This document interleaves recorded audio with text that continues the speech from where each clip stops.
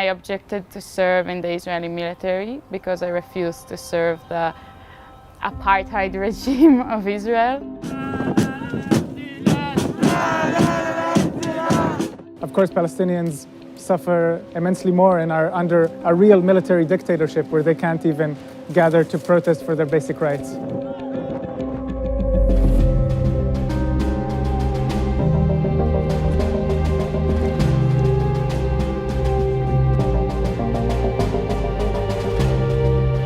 The locals have no force against, since these soldiers go by any law, they just do whatever they want.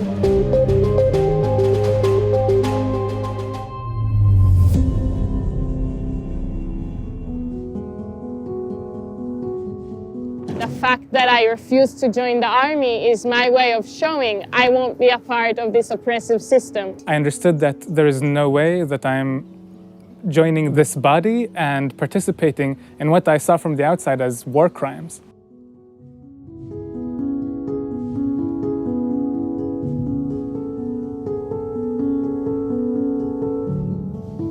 It all happened around the age of 17, 18, when I had to make a choice if I'm going to become like a fighting combat soldier or I'm going to refuse.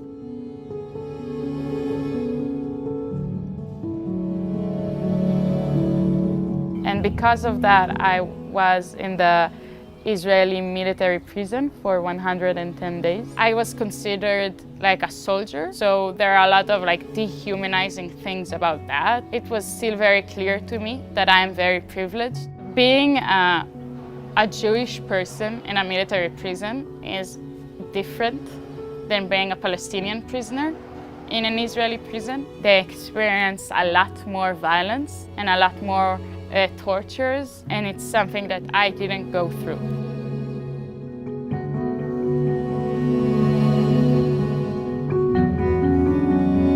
You grow up under the illusion that the kids you see have the same rights and are part of the same regime as you. I understood that my city, Jerusalem, is an apartheid city, and these Palestinians on the other side of the streets don't have the same rights that I have. The military being a protector is big in how people in Israel grow up. Even our mother told me, no, the soldiers are protecting you. So as a child, I didn't know why there were soldiers everywhere, but all I knew was that they're protecting me. And I didn't know from what.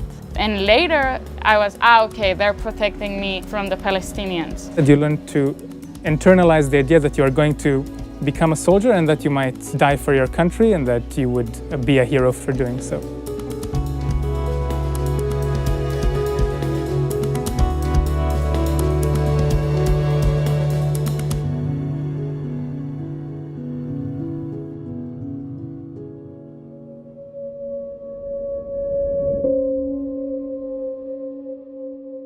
Our parents were in the military, and our grandparents and aunts and uncles, and I think except for the two of us, everyone in our family was in the military. They found themselves having to defend her position in front of their friends and community and other family members who were asking them why Atalia refused. They found themselves, I think, adopting some of her positions and empathizing with them and showing up to protests. It's important and it's significant that the both of us and Atalia, especially with her public decision, didn't do the army. Being able to change your mother's opinion is the greatest achievement. So it gives me hope that if I was able to do that, I might also change other people's minds.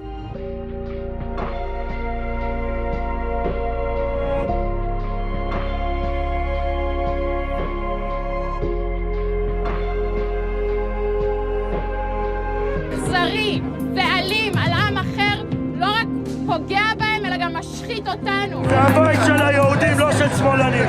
שמאלנים לא יהודים.